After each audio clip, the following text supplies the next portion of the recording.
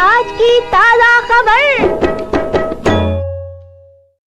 नमस्कार, Hurkaru news room में आपका स्वागत है। हम लोग आपके पास आए हैं हरकारा न्यूज़लेटर और ऑडियो और टेक्स्ट में आपके साथ ले मेरे साथ हैं राजेश चतुर्वेदी और गौरव नौटियाल और हम लोग बात करेंगे आज की जो सुर्खियाँ हैं उन खबरों पर और उसके बारे में। तो गौरव आज क्या है जो हेडलाइन्स बना रहा है? मॉर्निंग। आज सबसे जो महत्वपूर्ण खबर हमारे पास है वो बिहार से आती है। बिहार में भी महाराष्ट्र में इलेक्शन कमीशन और राहुल गांधी के बीच लगातार सवाल और जवाब का सिलसिला चल ही रहा है और इधर बिहार में मतदाता सूची पर बवाल मच गया। विपक्षी नेताओं का कहना है कि भाई चुनाव आयोग भाजपा के मुखौटे की तरह यहाँ भी काम कर रहा है और ये पारदर्शी कोई तरीका नहीं है। इसमें बहुत सारे मतदाताओं के इस जो नई प्रक्रिया आ रही है उन्हें छटने की भी उम्मीद कर रहे हैं लोग। दूसरा दत्तात्रेय होसबोले आरएसएस के नेता हैं। उन्होंने परसों कहा कि भाई जो संविधान का जो प्रियम्बल है उसमें से सेकुलर और सोशलिस्ट शब्द को हटा दिया, धर्मनिरपेक्ष और समाजवाद शब्द को हटा दिया जाए। तो उस पे राहुल गांधी का जवाब आया कि भाई ये संविधान नहीं, मनुस्मृति चाहते। तो इस पे भी पूरा राजनीतिक बयानबाजियों का दौर शुरू हो गया है उनके कहने के तुरंत बाद। एक रिपोर्ट आई है, इंडिया स्पैन की रिपोर्ट है कि जो हमारी भारतीय घरों की बचत थी वो घट गई है। तो इस पे हम आगे चर्चा करेंगे। मध्य प्रदेश से एक बड़ी अजीब सी और खबर आई जिसने कल पूरे दिन भर सोशल मीडिया पे कम से कम खूब सुर्खियां बटोरी। मुख्यमंत्री का काफिला निकलता है, उनके काफिले में 19 गाड़ियां हैं। वो एक पेट्रोल पंप पे पहुंचते हैं और वहां तेल भरवाते हैं, लेकिन उसके बाद कुछ गाड़ियां पेट्रोल पंप पे ही अटक जाती हैं और कुछ आगे बढ़ती हैं और कुछ ही देर बाद बंद हो जाती हैं। तो डीजल में पानी मिला हुआ था, तो लोगों ने पूछना शुरू किया कि अगर मुख्यमंत्री की गाड़ी में पानी मिली पेट्रोल पंप मालिक पानी मिला हुआ डीजल डाल दे रहे हैं तो आम लोगों का क्या होगा। तो एक ही छोटी सी खबर आई। इसके अलावा संभल में लगातार पहले भी हमने देखा तनाव हुआ है। तो अभी मुहर्रम से पहले 900 से अधिक लोगों पर जिला प्रशासन ने पाबंदियां लगाई हैं ताकि शांतिप्रिय ढंग से मुहर्रम निपट सके। इलाहाबाद हाईकोर्ट का एक एक टिप्पणी आई है। उन्होंने कहा है कि जो लिव इन रिलेशनशिप है वो भारत में मिडिल क्लास के जो स्थापित कानून है अपने, वो उससे मैच नहीं करता, उसके खिलाफ है। तो इस पे भी हम आगे बात करेंगे। पीसीआई ने और देश भर के पत्रकार संगठनों ने सरकार से पत्र लिखकर डीपीडीपी जो एक्ट है उसके प्रावधानों पर चिंता जताई है कि भाई इससे पत्रकारों को दूर रखा जाए, ये उनके पेशेवर काम में दिक्कत पैदा कर सकता है।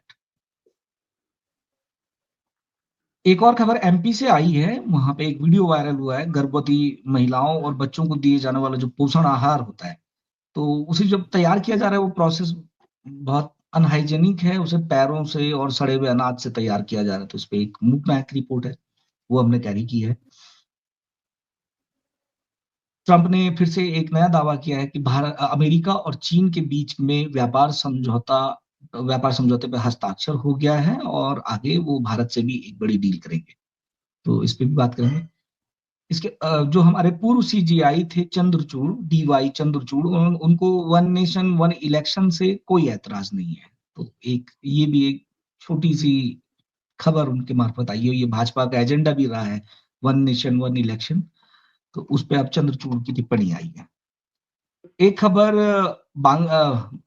असम से आई है। बांग्लादेश में जबरन बंदूक की नोकों पर लगातार नागरिकों को धकेले जाने की कहानियां बाहर आ रही हैं, जबरन सीमा पार करवा देने की कहानी आ रही है। ऐसी दो बुजुर्गों की कहानी आई है, उन्होंने आप बीती सुनाई है लौटने के बाद कि भाई हमें तो जबरन बंदूक की नोक पर सीमा के पार भिजवाया गया, जबकि हम तो भारतीय नागरिक हैं। एयर इंडिया की जांच वापस से सवालों के घेरे में आ गई है। भारत सरकार को यूएन के एक इन्वेस्टिगेशन बॉडी है जो एविएशन के इन्वेस्टिगेशन करती है। उन्होंने कहा कि वॉलंटियरली हम आके इसमें जांच में सहयोग देना चाहते हैं, लेकिन भारत सरकार ने इसे ठुकरा दिया है और यूएन जांचकर्ताओं को एयर इंडिया हादसे की जांच में शामिल होने से उन्होंने अपनी सहमति भारत सरकार ने नहीं दी है। तो इस पे भी सवाल उठ रहे हैं कि भाई ये तो ज्यादा अच्छी बात है कि इतनी पेशेवर एजेंसियां अगर आपको इस हादसे के बाद खुद आके कह रही हैं कि हम जांच में सहयोग करना चाहती हैं, तो अच्छी बात है। लेकिन सरकार के पास कुछ वजह होगी, शायद सरकार ने इनकार कर दिया है। और उसके बाद एक आखिरी खबर चलते चलते में हमने ली है, ब्रिटेन में 20 साल तक जो उनकी जासूसी एजेंसी MI6, तो उसमें 20 साल तक एक अधिकारी को पकड़ने के लिए मुहिम चली बाकायदा। तो वो एक दिलचस्प स्टोरी है कि कैसे उन्हें शक था कि वो रूस के लिए जासूसी कर रहा है, तो इसके लिए 20 साल तक अधिकारी पर नजर रखी गई, और 20 साल बाद नतीजे आए कि नहीं, ऐसा कुछ नहीं है, वो मतलब खाली वो शक था। रूस के लिए वो आदमी डबल एजेंट की तरह काम करता है। एक कैसे जासूसी एजेंसियां काम करती हैं, कितने बड़े पैमाने पर काम करती हैं, ये खबर उस बात की झलक भी हमें देती है। तो आज हम शुरुआत बिहार मतदाता सूची पर जो बवाल मचा हुआ है उसी से करने जा रहे हैं। हम लोगों ने कल भी इस पे लंबी बात की थी, और इसको लेकर जो बहुत सारे पेच हैं उनको उनके बारे में। तो आज जब ये हमने समी अहमद की खबर छापी थी इसमें, और ये जब अब लग रहा है कि मामला तूल पकड़ रहा है और सारा विपक्ष इसको लेकर एक तरह से एक तो लामबंद हो रहा है, और दूसरा वो उसको लोकतंत्र पर खतरे की तरह देख रहे हैं, जिसके साफ-साफ जवाब तो शायद पता नहीं कौन देगा, कि चुनाव आयोग देगा या सत्तारूढ़ पार्टी देगी केंद्र में जो है। तो राजेश, ये किधर जा रहा है पूरा मामला? ये अ, मेरे ख्याल से बिहार में ये अपने आप में एक मुद्दा भी बन जाएगा, इस तरह से बड़ा, जो वहाँ के चुनाव में, जो आने वाले चुनाव हैं वहाँ पर। मुद्दा बन नहीं जाएगा, बल्कि बन गया है मुद्दा, क्योंकि इसमें जो डेवलपमेंट हुआ है वो ये है कि पश्चिम बंगाल की जो चीफ मिनिस्टर है ममता बनर्जी, उन्होंने भी कल ये बताया कि उनके पास 2 चिट्ठियां आई हैं, लंबी चिट्ठियां आई हैं, पत्र आए हैं इलेक्शन कमीशन के। तो जो चीज बिहार में की जा रही है वही सेम जो है उन्होंने बताया है कि वही बातें हमसे कही गई हैं, मतलब राज्य में की जाएंगी, बंगाल में भी। बंगाल में भी चुनाव होना है, बिहार में तो आ ही गया है, नजदीक आ गया है इलेक्शन। तो ममता बनर्जी ने कल बहुत साफ साफ कहा, बल्कि ये कहा कि उन्होंने सीधा कहा कि ये लग रहा है कि बैकडोर से एनआरसी को लागू करने का इंतजाम किया जा रहा है, और जो जो इलेक्शन कमीशन के जरिए एक खतरनाक खेल खेला जा रहा है। और उन्होंने तो यहाँ तक कह दिया कि भाई ये मुखौटा है भारतीय जनता पार्टी का, और इसको लेकर के जितने विपक्षी दल हैं, माने गैर भाजपाई जो पार्टियां हैं, उनको बहुत सतर्क और सावधान रहने की जरूरत है, और इसकी मुखालफत करने की भी आवश्यकता है, वरना ये जो देश का जो लोकतंत्र है उसके लिए ये बहुत खतरनाक है। वो कल इसमें मतलब शामिल हुई, उन्होंने बताया है कि ये हमारे साथ भी ये होने वाला है। और ये दूसरे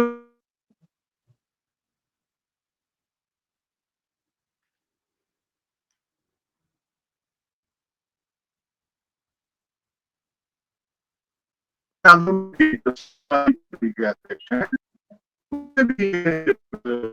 ममता बनर्जी की जो बात है या जो बिहार में जो हो रहा है उसकी तस्दीक की है, और ये कहा है कि भाई विपक्ष को इसमें जो है एकजुट होने की बहुत सख्त आवश्यकता है।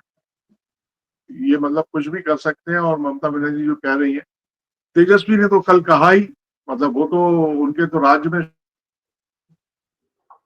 तक चलेगा। उन्होंने ये जो सवाल उठाए हैं तेजस्वी यादव ने, भाई आप जो है अभी इसी हफ्ते, इस वीकेंड पे शुरू होने वाला है ये जो बिहार में जो विशेष पुनरीक्षण अभियान, उनका सवाल ये है कि आप जो है 25 दिन में लगभग 8 करोड़ वोटर की तस्दीक कर लेंगे और नई मतदाता सूची तैयार करने की कैसे संभव है, इसकी जरूरत कैसे पड़ गई, क्यों पड़ गई।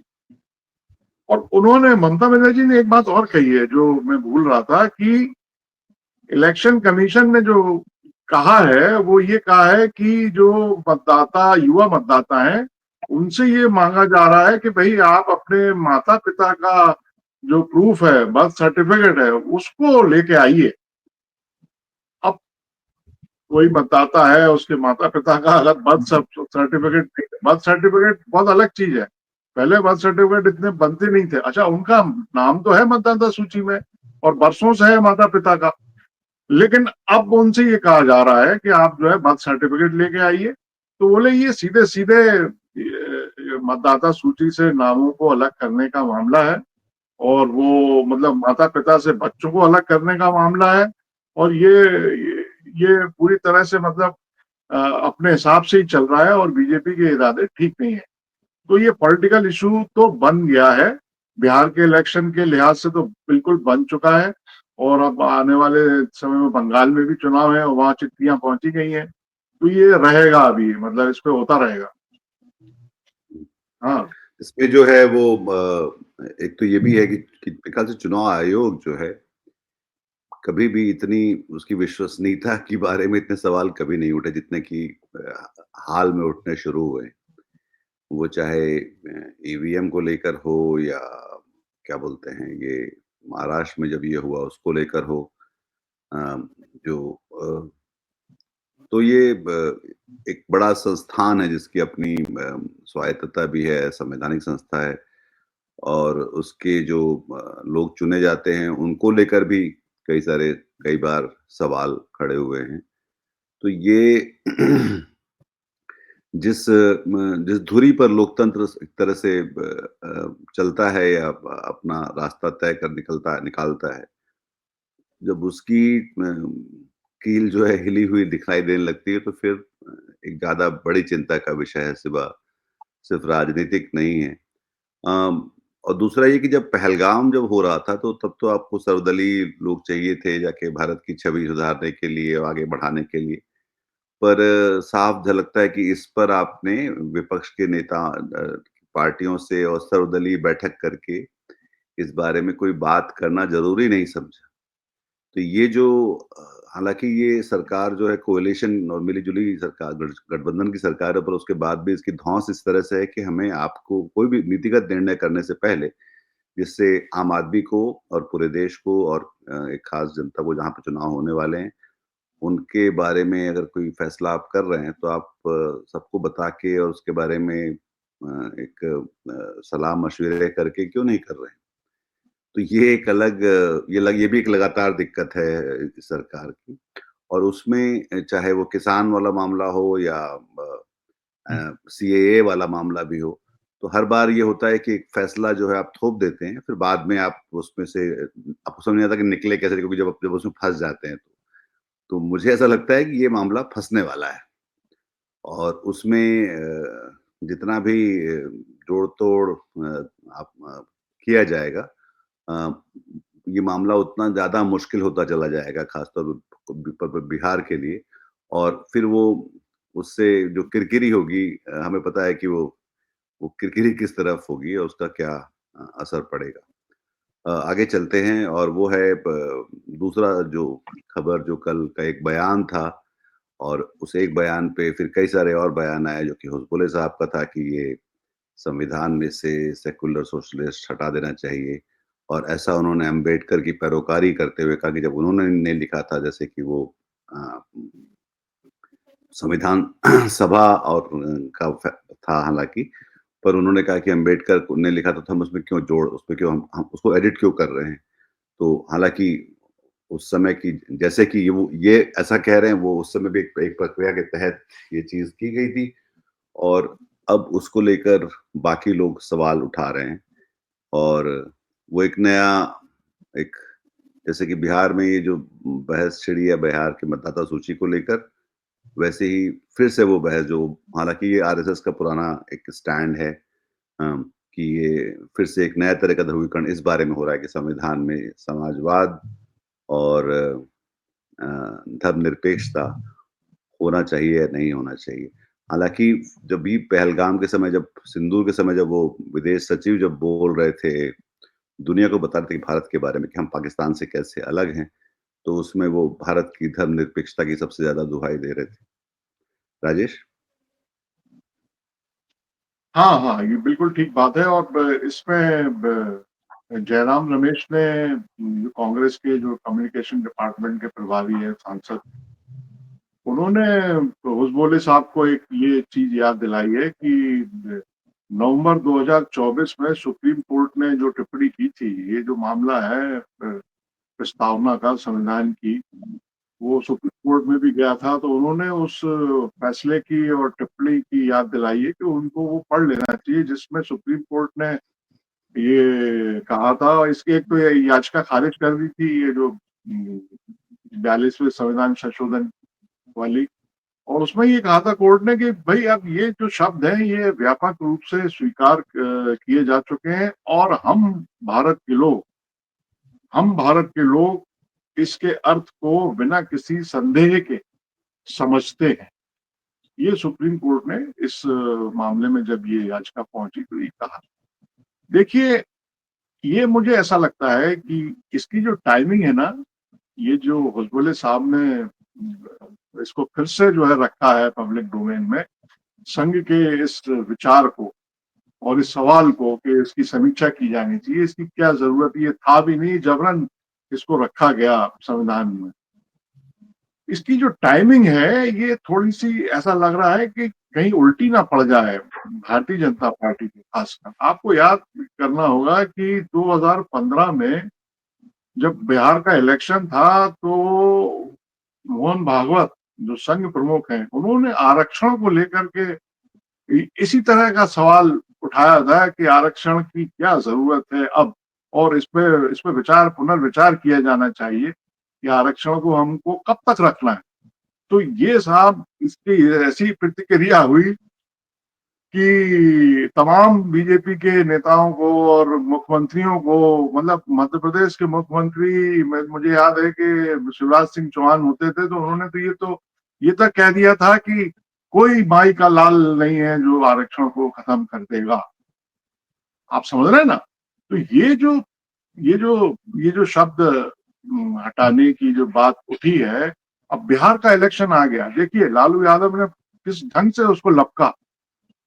राहुल गांधी ने भी ये जो कहा कि भाई ये वो मनुस्मृति चाहते हैं, बिहार का आप पॉलिटिकल पूरा नक्शा समझिए और उस संदर्भ में आप इस टिप्पणी को रखिए, तो ये जो गैर भाजपा विपक्ष है उसको एक ये मिल गया है मुद्दा, और वो इसको चाहेंगे कि ये बना रहे, मतलब इस पे बात होती रहे। और ये इस मामले में क्योंकि क्या है कि हम देख रहे हैं कि कांग्रेस या जो भाजपाई दल है वो संविधान की बात जनरल इलेक्शन से हम लोग देख रहे हैं, जो पिछला आम चुनाव बीता उस समय से संविधान की चर्चा चल रही है, और ये एक मुद्दा मिल ही गया है। तो मुझे लगता है इसकी टाइमिंग थोड़ी गड़बड़ हो गई, और इससे हो सकता है कि पीछे हटना पड़ जाए बीजेपी को खासकर। तो आज और के ये संघ उसमें की हम तरफ लोगों से नहीं आया, बीजेपी की तरफ नहीं आया। तो आज के ये वहां से शुरू होता है एक बहस को, एक जैसे बोलते हैं ना कि वो बलून छोड़ा जाता है, गुब्बारा पे देखते हैं क्या होगा, फिर अगर वो चल पड़ेगा तो चल पड़ेगा, नहीं तो फिर वो चुप हो जाएंगे या फिर उसको वहीं पे कर देंगे। पर ये सब भी एक प्रक्रिया के तहत ही होता है, जिसमें जिसको टेस्ट फायर करना कहते हैं कि चलो देखते हैं किस पे लोग कितना क्या बोलते हैं, उस पर वो ध्रुवीकृत होते हैं या नहीं होते हैं, या फिर वो जो है फ्लॉप शो होता है तब भी। तो ऐसे कई सारी चीजें जो है लगातार चल रही होती हैं। जैसे कि बिहार के समय जो है वो फ्लॉप शो तो हुआ, मोहन भागवत का ये कहना, पर वो काफी महंगा पड़ा उस समय उनको। हालांकि फिर बाद में नीतीश कुमार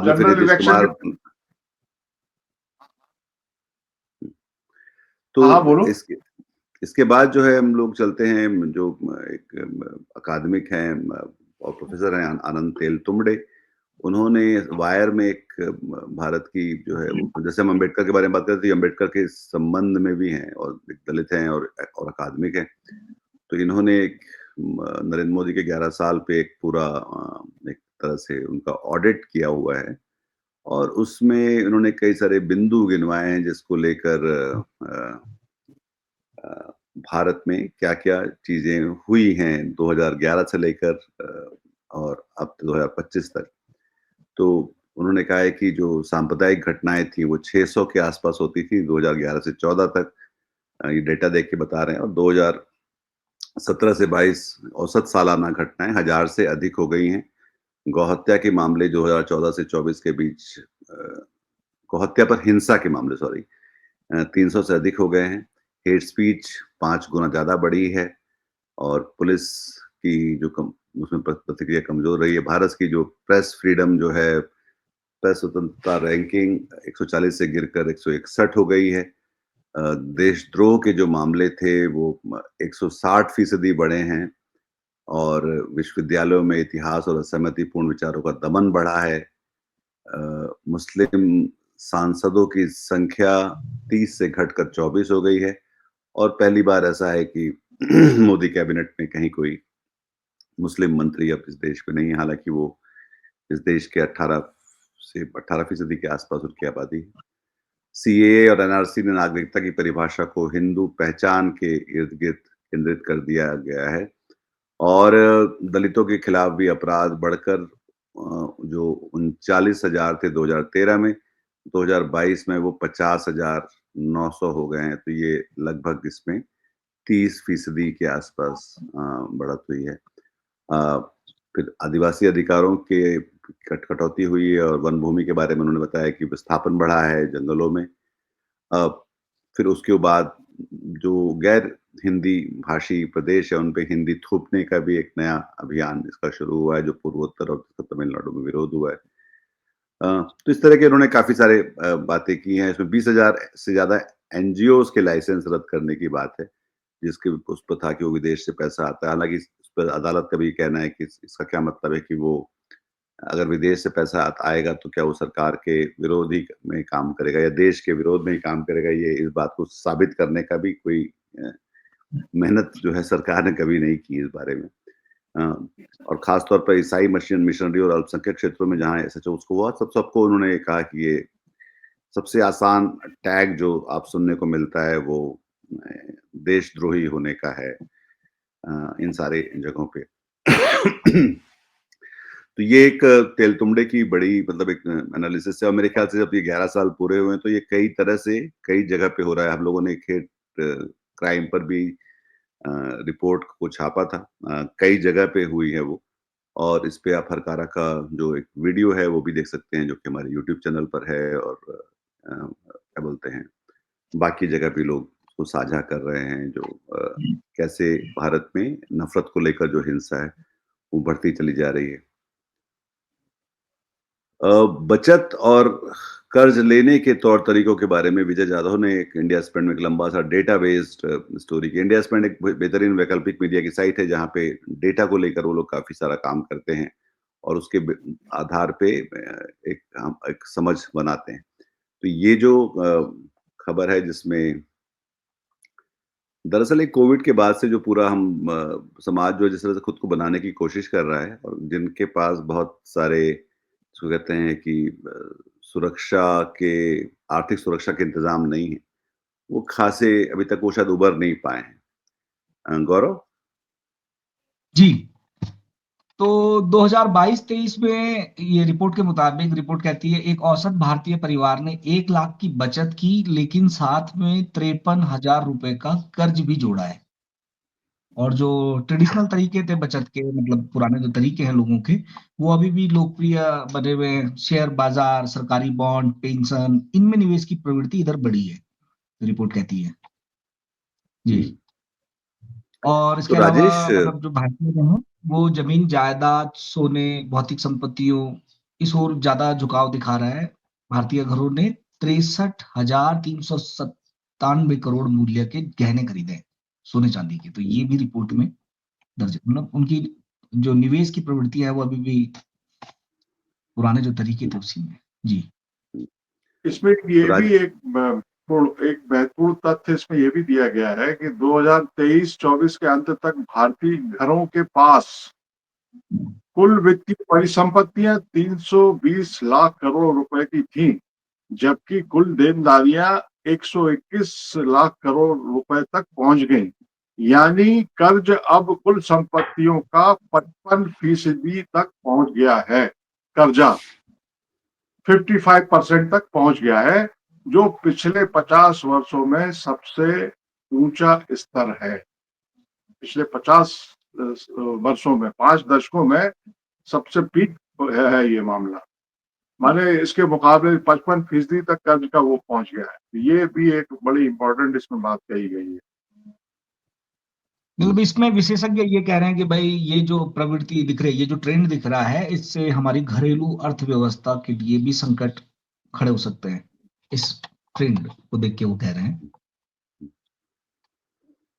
तो ये इसके अलावा जमा व्यग्रता पैदा करने की और एक वजह की तरह दिखलाई पड़ रहा है, जिसमें एक हम बहुत सारी अनिश्चितताओं का सामना कर रहे हैं। और इसके अलावा एक बेहतर मतलब राजेश चतुर्वेदी भोपाल में रहते हैं और उनके यहाँ जो है मुझे पता नहीं वो कहाँ से अपना पेट्रोल या डीजल भरवाते हैं, पर ये जो मोहन यादव के साथ जो हुआ है, ये एक लगभग एक इसको बोलते हैं रूपक है व्यवस्था को लेकर। मुख्यमंत्री की गाड़ी में ही जो है मतलब पानी वाला पेट्रोल मिल जाए। तो हालांकि ऐसे कई सारे चमत्कारों की उम्मीद इस सरकार के कई सारे नेताओं से की जानी चाहिए कि जहाँ पे पानी भी ईंधन की तरह चल सकता है और उसके कारण चमत्कार भी होते हैं, क्योंकि इस सरकार के बहुत सारे ऐसे नेता जिनको चमत्कार में बहुत ज्यादा यकीन है। तो ऐसा मतलब अगर किसी को ऐसा होता है कि वो अलग बात है, गाड़ियों ने चलने से मना कर दिया, पर पानी से गाड़ियां चल सकती हैं, इसको लेकर तो किसी को कोई शक नहीं होना चाहिए था। हालांकि बाद में दिग्विजय सिंह ने जो उनको कहा, और ये मतलब एक अच्छी बात ये कही कि ये अच्छा है कि सड़क पर ही ये सड़क वाले ईंधन में ये सब हुआ, जब वो कार से जा रहे थे। अगर ये हवाई जहाज में होता तो शायद कुछ भी हो सकता था।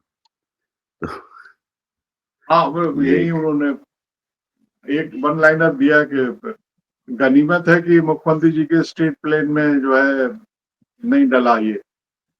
पर मालूम है इसमें जो इस सबसे दिलचस्प बात जो होने वाली है वो ये है कि इसके बाद मुख्यमंत्री हो या सरकार हो, चाहे वो तेल कंपनी हो या जो भी हो, वो उस पंप पे तो शायद कार्रवाई कर देंगे, पर वो हमें ये नहीं बताने वाले इस देश के लोगों को कि भाई आप कैसे तसल्ली करें कि आपको जो तेल मिल रहा है वो साफ है, वो शुद्ध है। और ज्यादातर तो मतलब सरकारी कंपनियां या बाकी लोग जो ये कर रहे होते हैं, ये जो हम लोग कल कैंसर की दवाइयों के बारे में बात, वहां के गुणों के टेस्ट लगातार फेल होते हैं। अब इस देश में सारे लोग हैं और इसको अगर आगे बढ़ना है तो उसको चलते फिरते रहना पड़ेगा, तो उसके लिए उसको ईंधन चाहिए होगा। पर वो उस ईंधन में इतनी सारी गड़बड़ियां जो चल रही हैं, उसमें अगर आप लोगों को ये नहीं बता पा रहे हैं, देश को नहीं बता पाते, तो आप दरअसल उसमें शामिल हैं। इस घपले में सरकार शामिल है दरअसल, जो है अगर इसको तो मोहन यादव या केंद्र सरकार के लोग इसमें शामिल माने जाने चाहिए। अगर वो ये अगर क्योंकि अगर वो पकड़े जाते हैं इस तरह की चीजें करने में, और वो उनको रोकने के लिए और उनको वो ये बताने के लिए कि इसका कोई इनके पास फूल प्रूफ तरीका क्या है इसको कि ये बताने का। और इसलिए सरकार को और मोहन यादव को खुद मतलब ये इसमें बजाय विक्टिम बनने के थोड़ी सी शर्म करनी चाहिए सरकारों को कि ये उनके उनके उनकी उनकी नाक के नीचे ये सब हो रहा है। और ये ठीक है कि एक अपवाद स्वरूप मोहन यादव की गाड़ियों में भी ये हो गया, पर ये लगातार पहले भी होता रहा है। और ये तसल्ली देने का कोई काम सरकार नहीं करने वाली कि ये आगे नहीं होगा। देखिए, मैं इसमें एक चीज ये कि ये डबल इंजन की जो थ्योरी है ना, डबल इंजन की सरकार, डबल इंजन की सरकार, डबल इंजन का तेल। ये हाँ, ये डबल इंजन का तेल, डबल इंजन का मतलब थोड़ा सा लगना चाहिए ना लोगों को कि ये डबल इंजन का मामला है।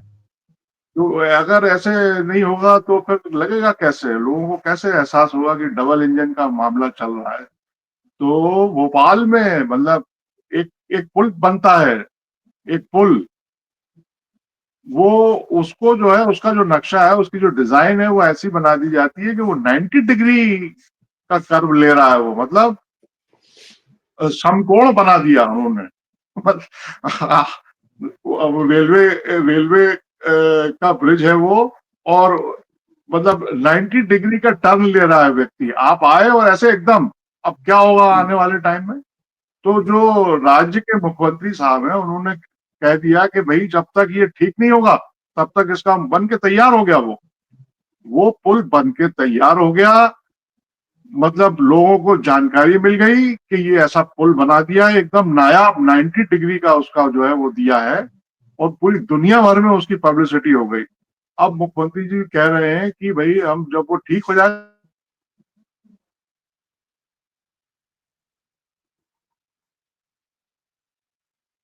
राज्य का जो पीडब्ल्यूडी डिपार्टमेंट है, लोक निर्माण विभाग है, रेलवे कह रहा है कि साहब इनने गलत बना दिया, पीडब्ल्यूडी कह रहा है कि डिजाइन रेलवे की है। माने आ गए, दोनों इंजन आ गए।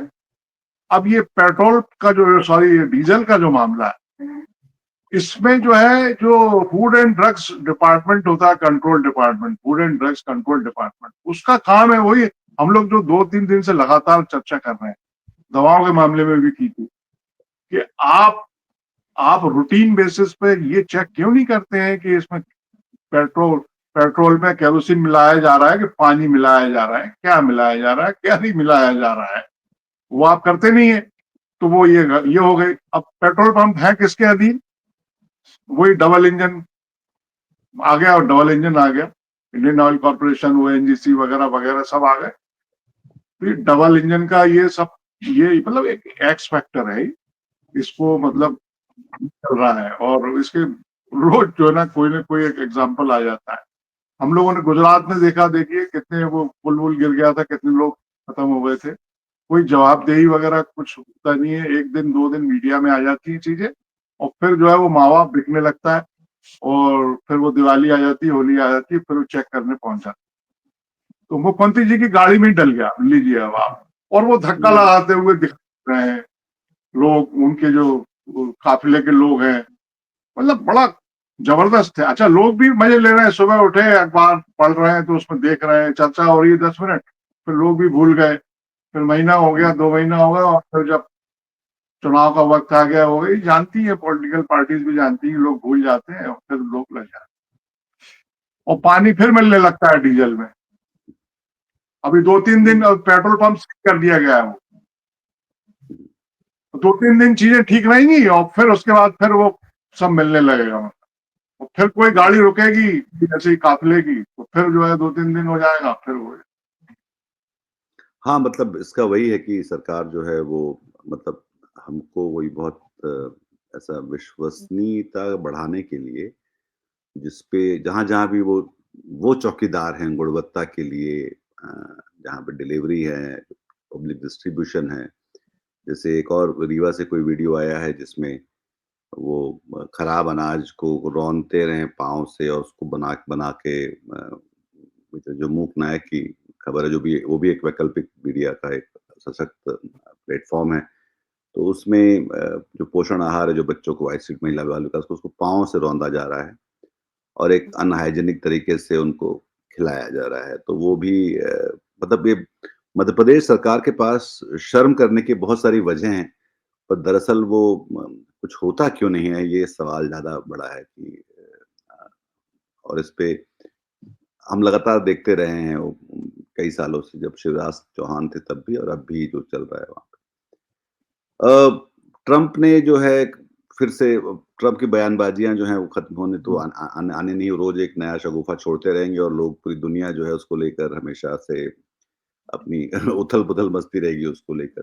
तो अब वो कह रहे हैं कि हाँ, अमेरिका हमारा चीन से अब हमारा, जिससे वो एकदम लगभग एक युद्ध की तरफ जा रहे थे, अब उससे समझौता उनका हो गया है और अब चीज़ें ठीक हो जाएँगी।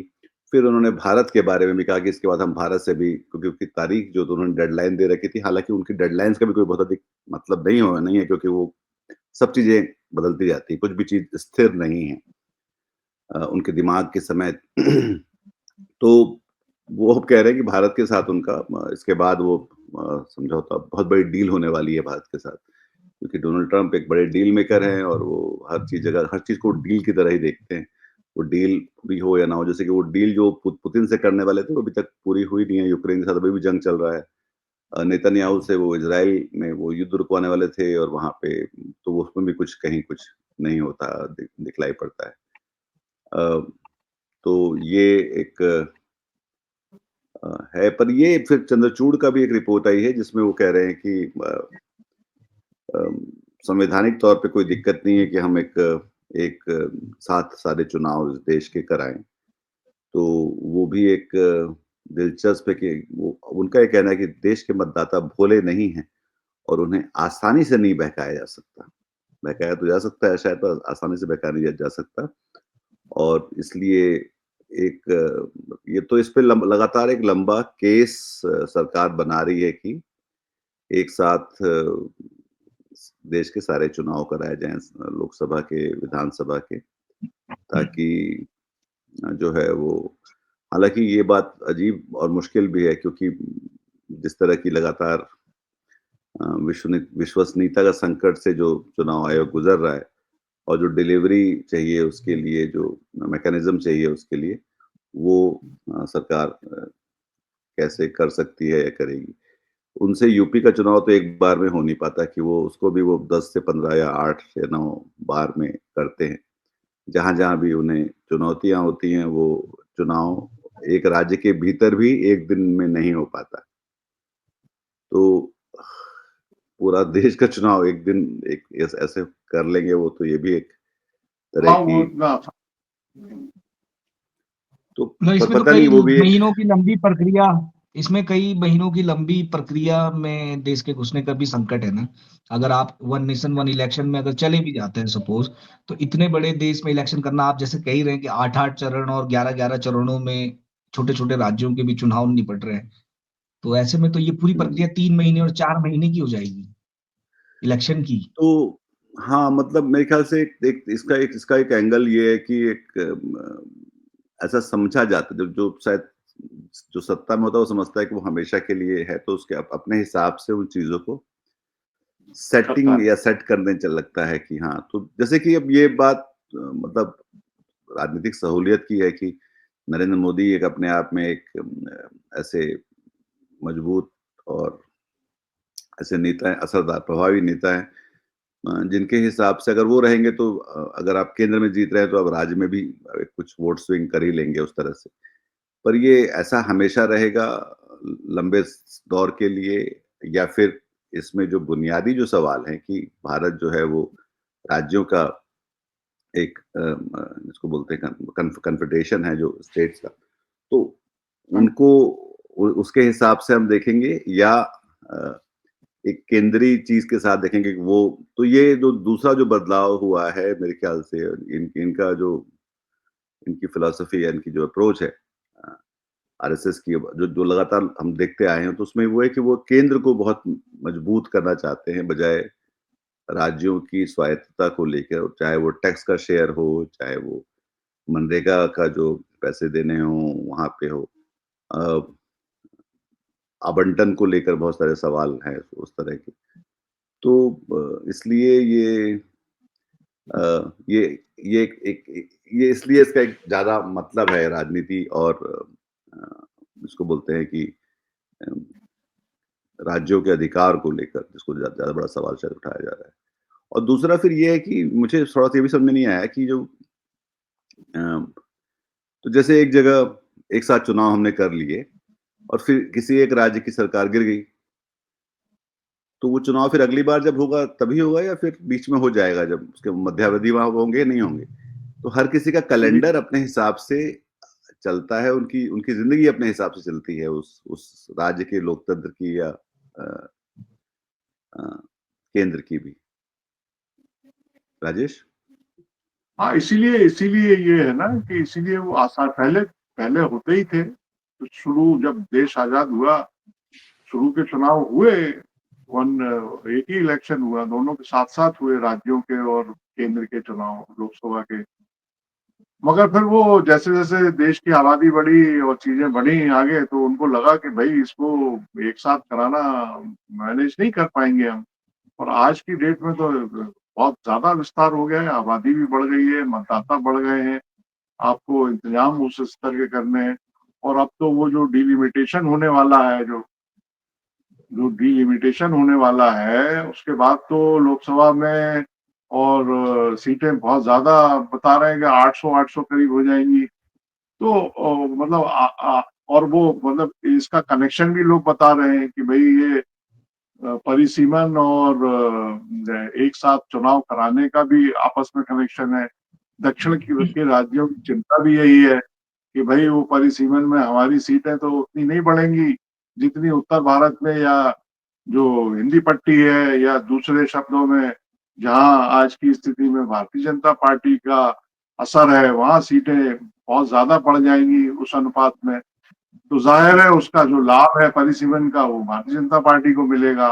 और इसीलिए ये जो संसद नई बनी है, ये इसका जो विशाल रूप है वो इसीलिए बना है। ये सब बातें और चल रही हैं और लोग इस हिसाब से भी सोचते हैं। वो कमेटी तो बनाई दी गई थी, एक वन नेशन वन इलेक्शन वाली, कोविंद कोविंद साहब की अध्यक्षता में, पूर्व रामनाथ कोविंद। राष्ट्रपति ने, हाँ, तो उन्होंने खैर जो ड्राफ्ट बना के दिया वो तो बिल्कुल उसमें कोई सवाल नहीं है, उसमें सिर्फ ये है कि हाँ ये कर सकते हैं। ये कर सकते हैं। तो ये जो आपने कहा कि भाई तो कह रहा कि भाई जो है अगर किसी राज्य में कोई विधानसभा अपने अपने समय से पहले भंग हो जाती है या कोई दिक्कत खड़ी हो जाती है, वहां किसी एक पार्टी को बहुमत नहीं मिलता है, मिलीजुली सरकार होती है, सरकार कब गिर जाए कोई भरोसा नहीं है, कब गिरा दी जाए ये भी भरोसा नहीं है। तो फिर क्या होगा ऐसी स्थिति में? क्या हुआ, राष्ट्रपति शासन कायम हो जाएगा? वो 6 महीने बाद ही ऐसा हो जाए तो क्या 4.5 साल मतलब जनता द्वारा निर्वाचित सरकार रहेगी नहीं क्या? फिर वो राज्य केंद्र के राज्यपाल अधीन आ जाएगा। हाँ, राज्यपाल उस पर राज करेगा। हाँ, केंद्र के अधीन आ जाएगा। तो ये सब सवाल हैं जिनपे कोई एक आम सहमति पर पहुंचे बगैर ये होने वाला नहीं है।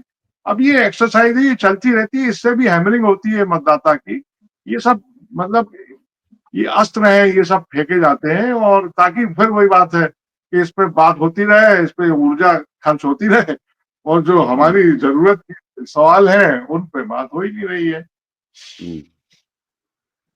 तो ये आखिरी खबर चलते हैं, थोड़ा समय होता जा रहा है। तो ये जो विमान हादसा जो अहमदाबाद में हुआ था, उसमें जो संयुक्त राष्ट्र की जो एजेंसी है, इंटरनेशनल सिविल एविएशन ऑर्गेनाइजेशन के विशेषज्ञ चाहते थे कि वो भी आके जांच में शामिल हों, पर भारत सरकार ने उनको मना कर दिया है। भारत सरकार ये साफ-साफ फिर भी नहीं बता रही है कि इसमें प्रगति क्या हो रही है या इसकी प्रोसेस उन्होंने क्या सेटअप किए है और कौन इसका इंचार्ज है।